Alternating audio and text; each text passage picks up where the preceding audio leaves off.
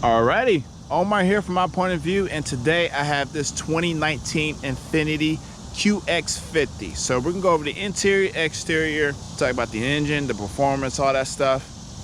Go to the dealership, look at the different trim levels, and we're gonna feature a different car that's around the same price range in this class as well. So let's go ahead and get started real quick.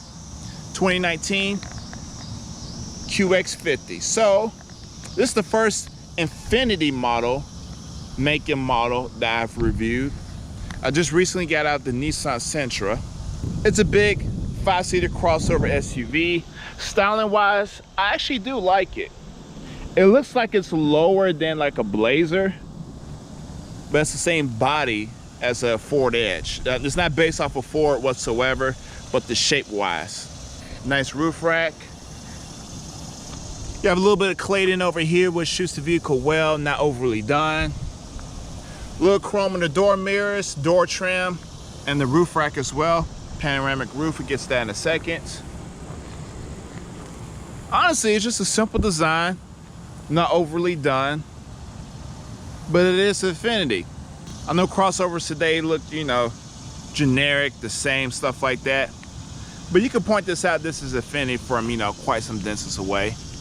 It's around the same price range as your Q50. So this one starts off at $37,000. These are the type of vehicles that people are purchasing versus the Q50. So let's go inside.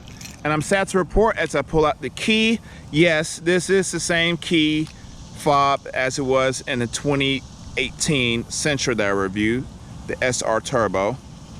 And pretty much Nissan still uses this key fob. But in the dealership portion of the review, you'll see the 2020 key fobs, which is different from this. This one does not have the remote start option, but the doors are currently locked. Key is in my pocket. And if I just put my hand behind the door handle, you heard a little chirp as well to indicate that the doors are unlocked. Let's go hop inside so we don't have to listen to these cicadas and locusts.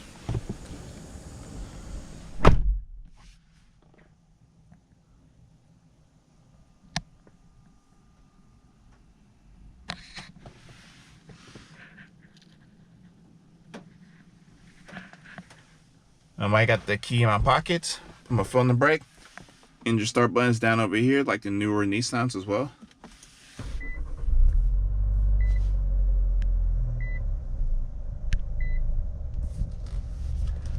All right, let's go over the interior real quick. I do love the steering wheel. It's a leather wrap steering wheel. Nice and firm, nice and big and beefy, not overly done, nor is it too small. Nice pass shifters back here as well. You have your headlight switches down over here. All windows are automatic down and up. Sadly, the windows do not go all the way down. And for a luxury car, I kind of hate that. I wish all the windows just go all the way down. But at least they're automatic up as well, just one click. Gauge clusters look similar to a Nissan product, but I mean, I guess it's to the eye as well. And this is actually what's different, is this little 2-screen. So this is the first time me reviewing this in a Nissan product. You got the same type of idea, concept in the Range Rover Evoque and Range Rover Sport I just recently reviewed as well. The only downside about this is just, okay, this one looks like a normal 1080p, you know, high resolution display, while this one looks like an old 2004 LCD display. It doesn't make sense to me. I'm not for sure my camera can actually pick up the quality difference between the two, but you have to sit in person. So that's the downside. They should just make this the same as this. But this is what, I'm pretty sure this is what a lot of manufacturers are going to switch to. Climate controls, which is actually a screen. You love or you hate it, whatnot. You'll see how the option is to change right here. But yeah, I'm disappointed how this is an LCD. This is high resolution. But anyways, sad to report as well, for the 2019 models, there's no Android Auto, Apple CarPlay. 2020, as you see in the dealership, yes, they'll have it. But since we're down here, here is the gear lever. A lot of manufacturers will switch to this little small, quirky gear lever design.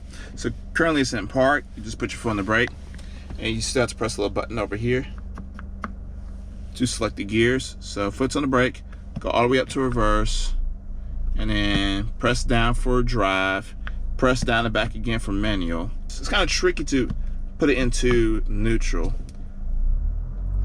Probably need to play with it more, but I'm not a big fan of this gear lever design. Electronic parking brake, you have auto hold as well.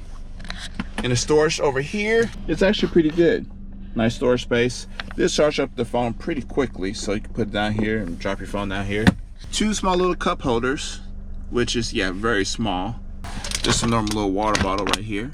So if you were have like a large drink from, I guess, McDonald's, wherever, whatnot, it'll be big and bulky. It probably won't even fit in here that well. And it probably will leak because how small it is. Coin little slot over here. You can put whatever down over here. Two USBs and a 12-volt outlet. This thing also has a CD player. So if you're one of those people who still want a CD player, this car has it as well.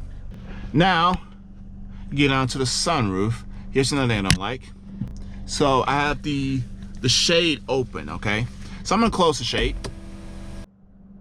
So the shade is closed. If you want to just open up the shade, there's no button just for the shade part versus the little sunroof opening. So this is a panoramic roof, but you can still open up like half of it. So if you press it once, just gently, then yes, the shade will open. This little tap and that's it. And it opens all the way to the stop halfway point. And then you pull it again, like this one little section, for the sunroof to open. And once you press to close it, then it closes the shade. So I was wishing that Infiniti would just have a separate button for the shade and sunroof. So heading back to this little scroll knob right here. If you just turn it, you hear a lot of clicking. You don't see a mouse anywhere doing anything. So obviously you just press this OK button and it goes actually to the top screen. I mean, it's simple. Only thing I do not like is when you hit present list, okay? And I want to go ahead, let's go back. You want to do station list, okay? So it shows all the stations. It shows if it's available, you know, HD, whatnot. So let's just say I want to listen to this channel, okay? So when I press it, the screen goes away and it goes down here, displays down here and up here as well, okay? Here's the volume knob down over here, all right? But the screen went away, so if you want to actually change it to another station using the scroll knob, then you have to press OK again, auto source, FM, station list again, and then scroll. I wish this would just stay on so you could just scroll like how it was in, let's say, like a Mercedes and the BMW as well. I know Mercedes and BMW will keep the screen here and let you keep clicking it constantly without, you click it once and then it just goes away.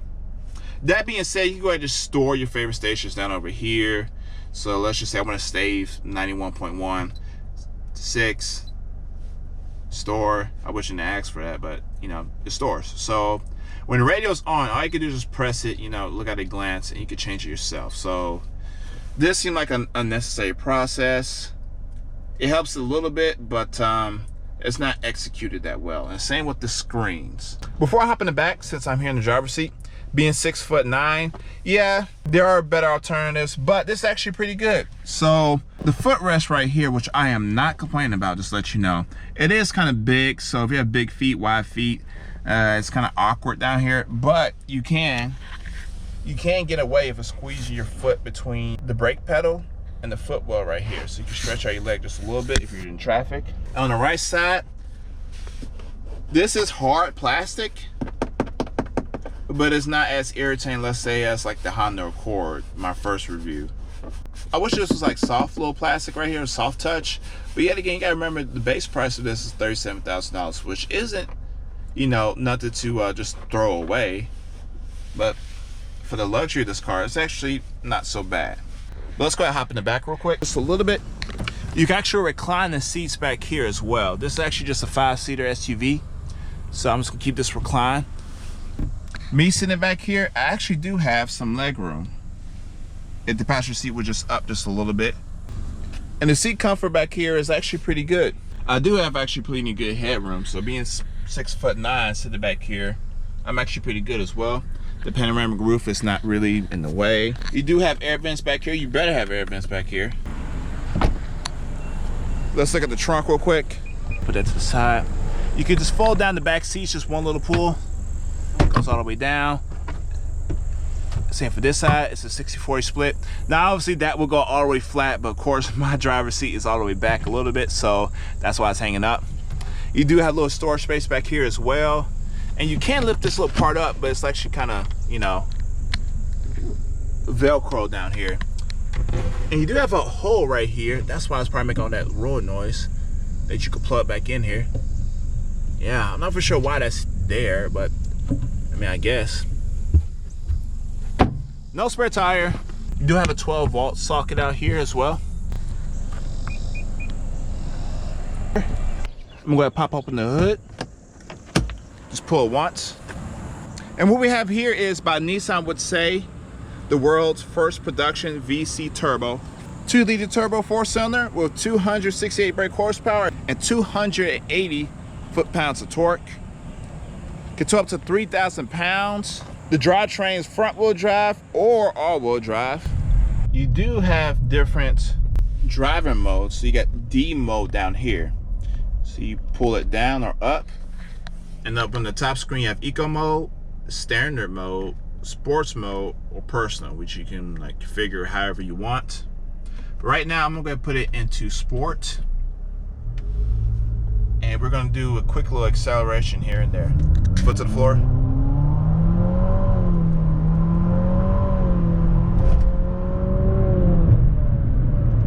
Nice. Can't even tell it's a CVT. Upon launch, yeah, it was a little sluggish, but it did pick up pretty well. But let's just go ahead and put our foot down at 50.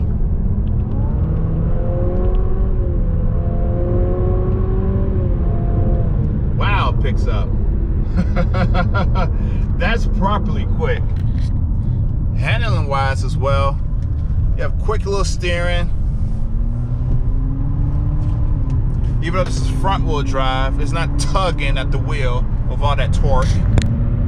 Yeah, this engine transmission, this is best suited for highway passing. You don't have to put much throttle input to overtake someone whatsoever. So I'm just gonna calm it down. I'm gonna put it back into standard mode. And let's just cruise along. So I'm at 70 miles an hour and the engine is spinning. Let's see, let's get up to exactly 70. But at 70 miles an hour, the engine is spinning at exactly 2,000 RPM. Yeah, that's 2 grand right there. Just up in at 70. I do like this engine, nice and torquey. I'm just curious, since it's the world's first production VC turbo, how long will it last? Only time will tell, but as of right now, this is a really superb engine. I am disappointed a little bit in the wind noise. It's a lot of wind noise that I don't hear. This is the same road I drove in the Toyota Camry and the Ram 2500. But it was raining earlier and the windshield wipers work pretty fast and they're very quiet. I don't hear any lot of skipping and stuff like that. And again, I know it's base 37,000, but they're just a little bit more insulated better than it'll be a very nice cruiser. Thankfully, this thing does have that stupid auto stop system, so I don't have to worry about the car turning off or your AC getting nice and warm. Now you just keep on going and it's it's all good. All right, guys, I am here at Cool Springs, Tennessee at the Infiniti dealership. We're gonna look at the different trim levels of the QX50 interior. I mean, it's the same engine throughout all 5 trim levels, but we're gonna look at the different wheel options, different interiors, stuff like that, and see if it's actually worth it. So let's go and look at the inventory real quick. So he actually did the remote start on his. He got the key for this one. No need for me to test drive it, but he actually got this one for me. My test is a 2019. These are 2020s. That's like the trim level I have over there. We're gonna go over these 3 real quick. And yeah, let's go and get started. Okay. So I'm actually gonna turn off the vehicle real quick by hitting the circle button. And this is actually the same key for the 2020 QX60s as well. So I'm glad Infiniti actually changed the key fob, but I'm gonna go ahead and just unlock the door and we're gonna get started real quick. This is a mocha type of color, which I do kind of like.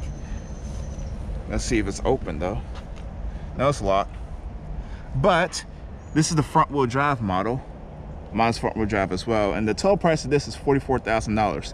And that's surprising because that white Q50 right there, that costs around the same. So this is the reason why people are actually switching from sedans to SUVs. This is actually the 2020 model of my car, but let's go ahead and look at these real quick. This one is open. This one has all-wheel drive, and when you hop inside, as you can see, the difference has like a little suede insert.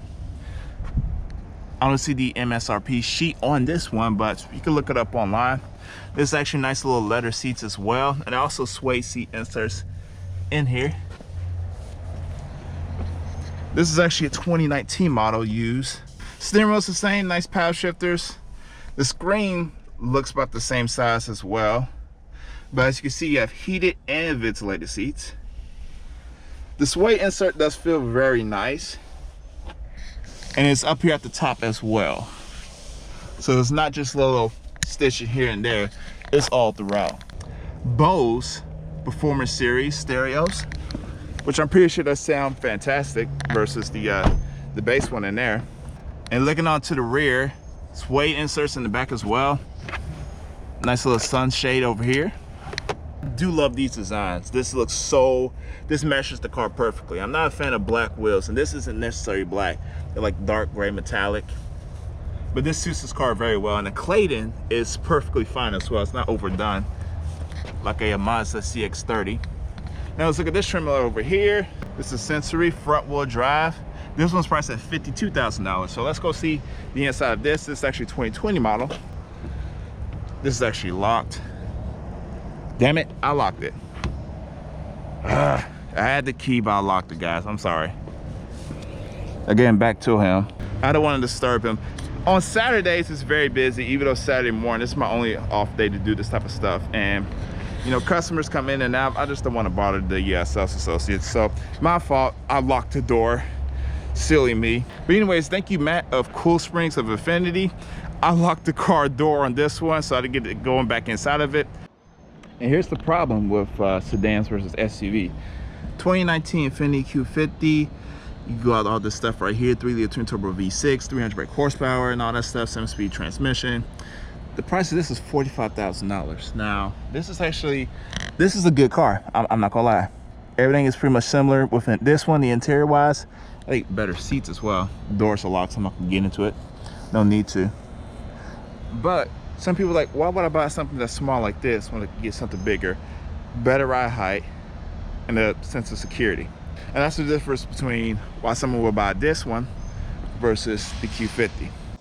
Now I have to say, this is the Infiniti that the first Infiniti SUV that I fell in love with. This is the one with the big 3.7 liter V6, 2014 QX50, 69,000 miles on it, and I'm not for sure how much that showed on the used lot, but I mean, the voice of this engine sounds just like a 370Z, and these SUVs are pretty good. I just want to include this one in particular in the video. I believe it's rear-wheel drive too as well, so I mean, that's a nice car. Alrighty, so it's nighttime. Let's go ahead and do the night review. Overall, man, this has been a pretty fun SUV. I know I've been nitpicking about the panoramic roof, about the cup holders and other stuff throughout the video, but I really enjoyed my time, even though just one day. This is actually pretty quick and fun little crossover. It's really fun. It feels faster to me, from my point of view, than the Chevrolet Blazer, the V6. And that's a big gutsy 3.6 liter V6 9-speed automatic. This is actually CVT, which you can't even tell it's a CVT by driving it. So much power. Feels like a normal 7-speed. Got it back into sports, and I'm gonna do another acceleration real quick. This being front wheel drive. Yeah, at a dig, it doesn't. I'm at 50 miles an hour already. At a dig, it doesn't have any torque steer. Okay, but let's just say you cruise around 40 miles an hour, you just floor it, whatnot. Yeah, it tugs and pulls. It tugs and pulls.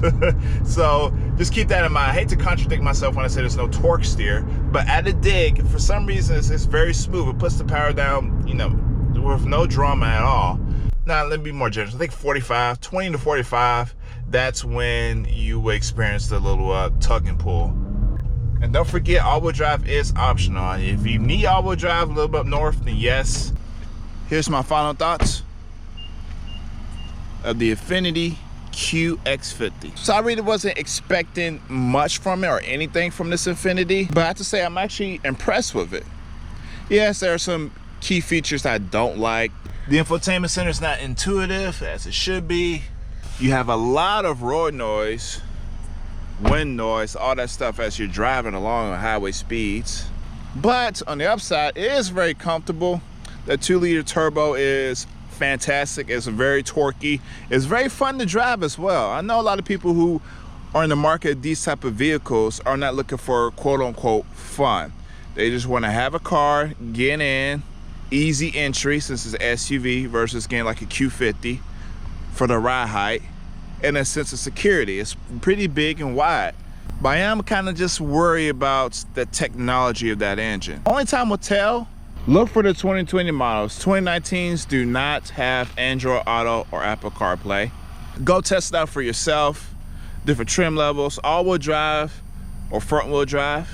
Yes, it's a CVT transmission, but it wasn't jerky like an old traditional CVT. But this is Omar from my point of view, and thank you guys so much for watching. I'm gonna fill it up and go ahead and just drop it off.